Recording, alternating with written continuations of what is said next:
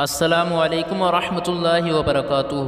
ایک یہودی نے اپنے بیٹے کو کہا جاؤ سودا لے آؤ، تو وہ گیا۔ لڑکا راستے سے گزر رہا تھا کہ اس کی نظر حضور صلی اللہ تعالیٰ علیہ وسلم پر پڑی، اور حضور صلی اللہ تعالیٰ علیہ وسلم کی نظر بھی اس لڑکے پر پڑی۔ وہ وہیں بیٹھ گیا اور وہیں بیٹھا رہ گیا، اور دیر ہو گئی۔ وہ یہودی کبھی اندر جاتا کبھی باہر آتا کہ لڑکا کہاں رہ گیا ہے، آیا نہیں ابھی تک۔ سورج غروب ہو گیا، مغرب کی نماز ہو گئی۔ شام کو گھر گیا، باپ نے پوچھا ارے نادان اتنی تاخیر کی؟ باپ نے بہت غصے میں کہا بڑا نادان اور پاگل ہے، میں نے کہا تھا جلدی آنا، تم اتنی دیر کر کے آئے ہو، اور تمہیں سودا لینے بھیجا تھا، تم خالی ہاتھ واپس آ گئے ہو، سودا کہاں ہے؟ بیٹا بولا سودا تو میں خرید چکا ہوں۔ باپ نے کہا کیا پاگل آدمی ہو تم، میں نے تجھے سودا لینے بھیجا تھا، سودا تمہارے پاس ہے نہیں، اور کہتا ہے خرید چکا ہوں۔ بیٹا کہتا ہے بابا یقین کریں سودا خرید کر آیا ہوں۔ باپ بولا تو دکھا کہاں ہے؟ بیٹے نے کہا کاش تیرے پاس وہ آنکھ ہوتی تو تجھے دکھاتا میرا سودا کیا ہے۔ میرے بابا میں تمہیں کیا بتاؤں میں کیا سودا خرید کر لایا ہوں۔ باپ بولا چل چھوڑ رہنے دے۔ وہ لڑکا روز نبی رحمت صلی اللہ تعالیٰ علیہ وسلم کی خدمت میں بیٹھنے لگا۔ وہ یہودی کا اکلوتا بیٹا تھا، بہت پیارا تھا، اس لیے کچھ نہ کہا۔ کچھ دنوں بعد لڑکا بہت بیمار ہو گیا، کافی دن بیمار رہا، اتنا بیمار ہوا کہ کمزوری اتنی ہو گئی کروٹ لینا مشکل ہو چکی تھی، اور پھر قریب المرگ ہو گیا۔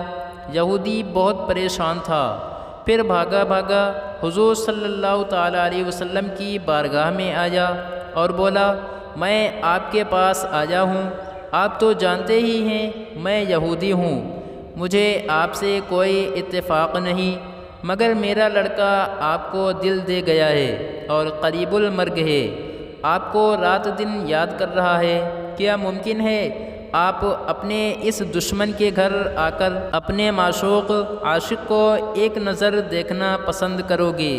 کیا یہ آرزو پوری ہو جائے گی کہ وہ مرنے سے پہلے آپ صلی اللہ تعالیٰ علیہ وسلم کا دیدار کر لے؟ وہ کسی اور چیز کی آرزو نہیں کر رہا۔ آپ صلی اللہ تعالیٰ علیہ وسلم نے یہ نہیں فرمایا کہ میں نہیں جاؤں گا یا نہیں جاؤں گا۔ آپ صلی اللہ تعالیٰ علیہ وسلم نے فرمایا ابو بکر اٹھو، عمر اٹھو، علی چلو، عثمان آؤ، باقی بھی جو سب ہیں چلیں، آپ کے عاشق کا دیدار ہم بھی کریں، اپنا دیدار اسے دیتے ہیں، آخری لمحہ ہے، آنکھیں بند کرنے سے پہلے اسے ہم کچھ دینا چاہتے ہیں، چلو چلتے ہیں۔ یہودی کے گھر پہنچے تو لڑکے کی آنکھیں بند تھیں۔ حضور صلی اللہ تعالیٰ علیہ وسلم سراپا کرم ہی کرم ہے۔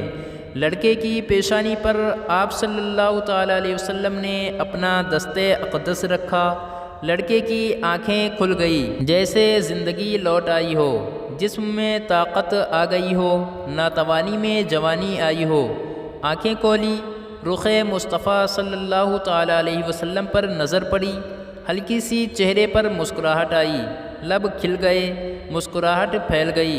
حضور صلی اللہ تعالیٰ علیہ وسلم نے فرمایا بس اب کلمہ پڑھ لو۔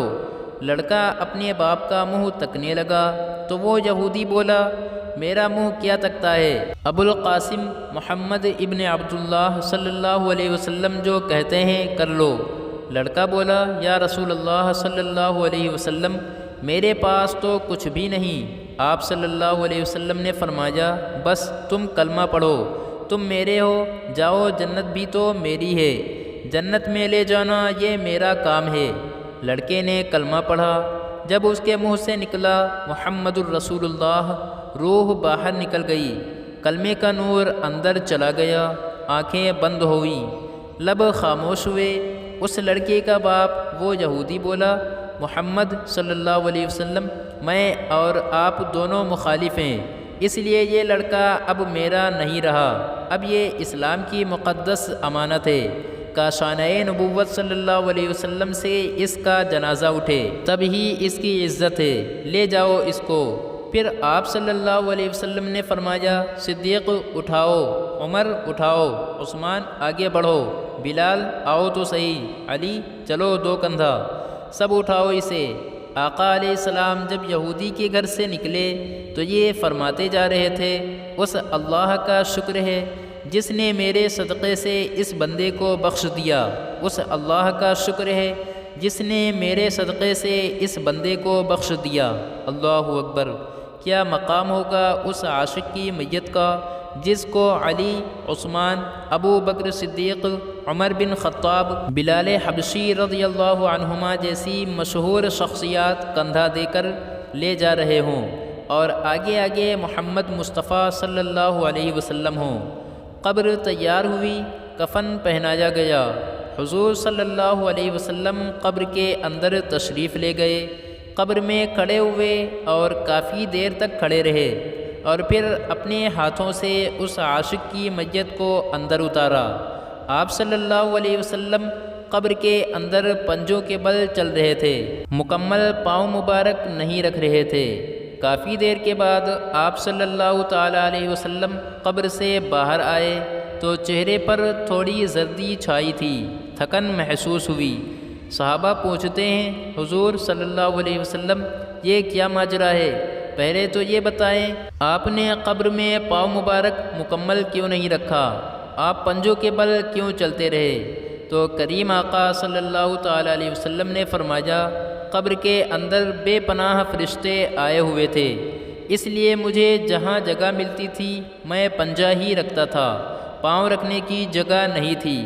میں نہیں چاہتا تھا کسی فرشتے کے پاؤں پر میرا پاؤں آ جائے۔ پھر صحابہ نے پوچھا، آپ قبر کے اندر کیوں گئے؟ ہمیں کہتے ہم چلے جاتے۔ سبحان اللہ!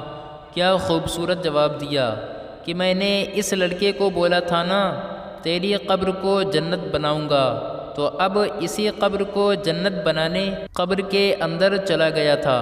تو پھر حضور صلی اللہ تعالیٰ علیہ وسلم اتنے تھکے ہوئے کیوں ہیں؟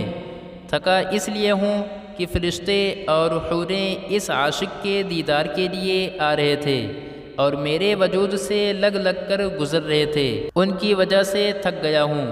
مزید اچھی ویڈیوز کے لیے لائک، شیئر، کمنٹ اور سبسکرائب ضرور کریں۔ شکریہ۔